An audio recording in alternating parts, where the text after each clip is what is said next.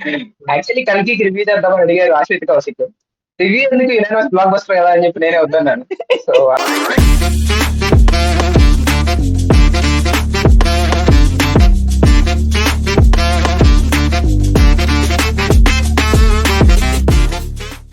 So hello guys, welcome back to our channel. నమస్తే. చాలా రోజుల తర్వాత ఒక కొత్త వీడియోతో వచ్చినాం మేము. మీకు అంటే డౌట్ ఉండవచ్చు కదా ఇంత డిలే ఎందుకని. నేనేమో కల్కి సక్సెస్ మీట్లు నాగశ్విన్తో పార్టీస్, మళ్ళీ దాని తర్వాత మా ముగ్గురిని అంబానీ పిలిచిండు, ఇన్విటేషన్ ఉండే మ్యారేజ్ది. అది 3-4 రోజులు ఈవెంట్స్ అది ఇది అయ్యేసరికి డిలే అయింది అనమాట. బాగానే ఎక్స్ట్రా. సో ఈరోజు మనం దేని గురించి మాట్లాడుతున్నాం? డీకోడింగ్ కల్కి.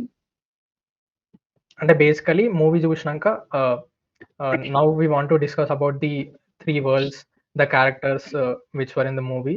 దాని కొంచెం ఎలాబరేట్ చేసి వాట్ వీఆర్ థింకింగ్ అనేది చేద్దాం అనుకుంటున్నాం. Okay. So basically 3 words. Like release కి ముందే నాగశ్విన్ కొన్ని వీడియోస్ లో కూడా చెప్పారు, Kashi, complex and Shambhala. And so I think చాలా టైం తీసుకుని ఎస్టాబ్లిష్ చేశారు. ఫస్ట్ హాఫ్ మొత్తం చాలా పర్టికులర్ గా వెళ్తా ఉంటారు. లైక్ ఇంకా ఎగ్జిస్టెన్స్ మొత్తం ఫినిష్ అయిపోయింది, ఈ 3 వర్డ్స్ మాత్రమే మిగిలి ఉన్నాయి అన్నట్టు చూపించారు. కాకపోతే ఒక 2-3 సార్లు చెప్పారు, బాంబే వార్ జరిగింది, ఓడిపోయాం మనం బాంబేలో అని చెప్పి రెబల్స్ అంటూ ఉంటారు. సో ఇట్లా సిటీస్ మొత్తం ఎక్స్టెండ్ వచ్చేసినాయి, ఇంకేవి 3 మిగిలి ఉన్నాయి. సో ఫస్ట్ కాశీ, ఇప్పుడు మోస్ట్ అడ్వాన్స్డ్ టెక్నాలజీ, ఇంకా ఓన్లీ ఎగ్జిస్టెన్స్ ఉన్న ప్లేస్ కాశీ. నెక్స్ట్ కాంప్లెక్స్, మనం ముందు వీడియోలో కూడా మాట్లాడాం, లైక్ ఉన్న రిసోర్సెస్ మొత్తం ఒకే దగ్గర పెడితే అదే కాంప్లెక్స్ అని. Next one Shambhala.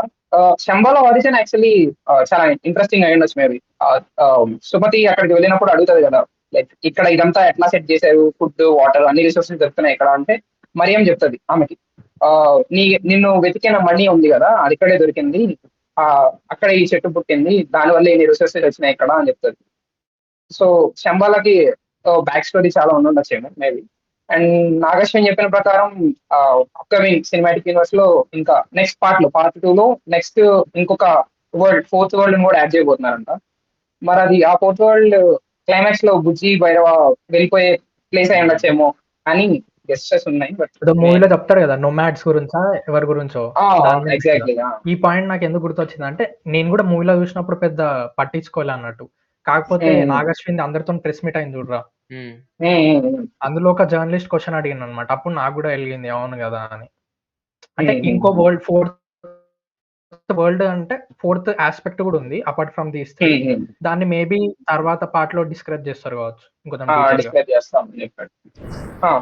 Okay, next coming to characters, మన సెంట్రల్ క్యారెక్టర్ భైరవ.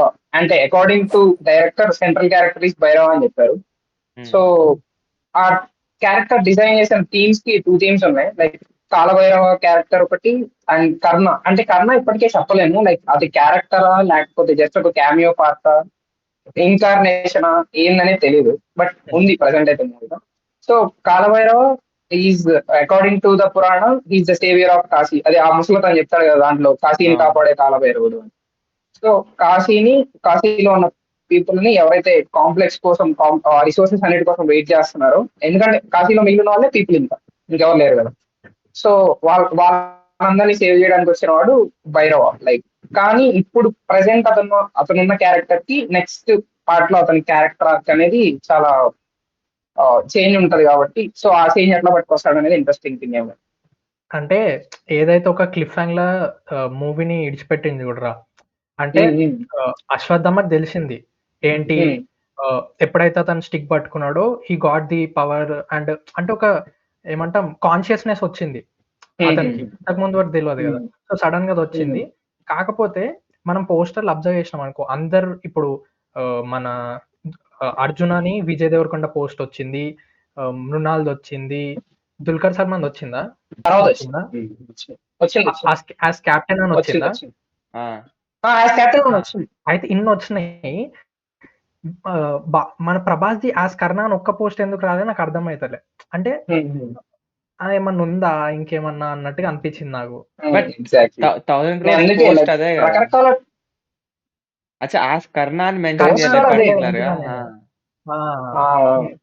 అందరికి క్యారెక్టర్స్ కి నేమ్స్ ఇచ్చాడు. అట్లా అంటే ప్రభాస్ యాజ్ భైరవ అని ఆల్రెడీ పోస్ట్ ఇచ్చేసాడు కదా మేబీ.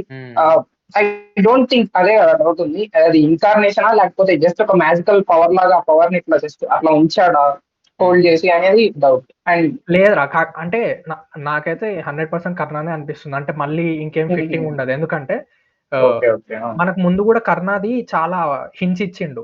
ఎట్లా అంటే ఒక దగ్గర ఏమంటాం జ్యోతిషం చెప్పించుకుంటే సన్ వస్తది. అంటే సూర్యపుత్రుడు కదా కర్ణుడు. సో అదొక చిన్న హింట్.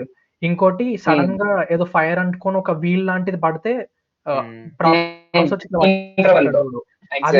అది కూడా ఏందంటే ఎప్పుడైతే అర్జునుడు చంపే అంటే బాణం వేస్తాడో అప్పుడు అతని చక్రం దిగిపోతుంది అన్నట్టు కిందకి అంటే మట్టిలో. సో అది మళ్ళీ సేమ్ ఆస్పెక్ట్ కర్ణాది. సో ఇంత హింట్స్ ఇచ్చినాక మళ్ళీ అతను దాన్ని కాంట్రాడిక్ట్ చేయలేడు అని నాకు అనిపిస్తుంది. ఓకే అంటే ఏమంటున్నా అంటే అతని కైండ్ ఆఫ్ లైఫ్ కూడా అట్లా ఫ్లో లో వెళ్తూ ఉంది అంటున్నా. ఎందుకంటే ఇప్పుడు పేరెంట్స్ వదిలేశారు, లైక్ అతను ఒక యుద్ధంలో దొరుకుతాడు కదా కెప్టెన్ కి. సో అప్పుడు కెప్టెన్ కి ఒక యుద్ధంలో దొరుకుతాడు. సో ఇట్లా కుంతి కూడా చిన్నప్పుడు కర్ణుడిని ఇట్లా వదిలేస్తుంది. సో అదొక సిమిలారిటీస్ ఉండొచ్చు. అండ్ అతను ఏం చెప్తాడు, ఇంకొక పాయింట్ చెప్తాడు, చిన్నప్పుడు ఆ యుద్ధం జరుగుతుంటే ఆ యుద్ధానికి నేను అసలు భయపడలేదంట, ఏదో యుద్ధం అలవాటు ఉన్నట్టు అని ఒక డైలాగ్ చెప్తాడు ప్రభాస్ భైరవ. అండ్ నెక్స్ట్ నువ్వు చెప్పినట్టు చక్ర, హోల్డింగ్ చక్ర, ఆ చక్రానికి రెండో వైపు కాలభైరవ ఉంటాడు, ఇటువైపు ఇట్లా కర్ణ పట్టుకొని ఉంటాడు. అందుకే కొంచెం కాయిన్ కి 2 sides ఉన్నట్టు, లైక్ ఇద్దరి క్యారెక్టర్స్ కి మరి లైక్ ఏమైనా చేశాడా అని చెప్పి. నెక్స్ట్ ఇంకొకటి మనం చూడాలి ఇప్పుడు సెకండ్ పార్ట్ లో భైరవ ఏమో శివుడి అంశం అని. సో శివుడు ఇంకా కర్ణుడిని సంభవం రిలేషన్ ఉందా, మేబీ మహాభారతం ఉందా? ఎందుకంటే ఒకే పాత్రలో ఒకటేమో శివుడు ఎలిమెంట్ చూపెడుతున్నారు, ఇంకోటేమో కర్ణుడు ఎలిమెంట్ చూపెడుతున్నారు. సో చూద్దాం ఎట్లా చేస్తున్నారు. నెక్స్ట్ అతను చెప్పాడు మాట్లాడేటప్పుడు కూడా వరల్డ్ ఒక సైడ్ ఉంటది, అది నీ సైడ్, అట్లా ఇంట్లో స్వార్థంగా ఆలోచించడం. కర్ణుడు కూడా ఎప్పుడు నా క్రెడిట్, నాకు తగిన గుర్తింపు దొరకాలనే కదా ఆలోచిస్తూ ఉంటాడు. కర్ణుడి క్యారెక్టర్ అదే మహాభారతం. సో ఇతను కూడా సేమ్ అట్లానే. అండ్ ఇంకొకటి లైక్ నువ్వు చెప్పినట్టే హింట్స్ ఇచ్చాడు. అశ్వత్థామ భైరవ ఫైట్ లో కూడా భైరవ కాలు ఇరుక్కుపోతాడు కదా ఫైట్ చేసేటప్పుడు ఒకసారి, కాలు ఇరుక్కుపోతుంది. అండ్ అతని వెహికల్ బుజ్జి కూడా డ్యామేజ్ అవుతుంది. సేమ్ మహాభారతం ఫైట్ లో కూడా అట్లానే అయినట్టే. అంటే ఇది ఎట్లుందంటే మేబీ నాగశ్విని ఇట్లా ఆలోచించకపోయినా గానీ మనం అంటే ఎన్ని వరకు అన్ని రిలేట్ చేసుకోవచ్చురా అట్లా. సో అండ్ ఇంకో బిగ్గెస్ట్ డౌట్ ఏంటంటే అశ్వత్థామ లైక్ భైరవ అనే కర్ణాన్ని ఎందుకు ఐడెంటిఫై చేయలేకపోయాడు అనేది నాకు డౌట్. ఫేస్ బట్టి లుక్ లైక్ కదా, అది డౌట్ నాకు ఉంది.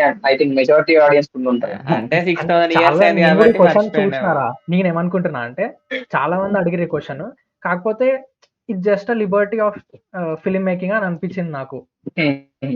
అంటే ఇట్లా కంపల్సరీ గుర్తుపట్టాలని ఏమున్నది అన్నట్టు.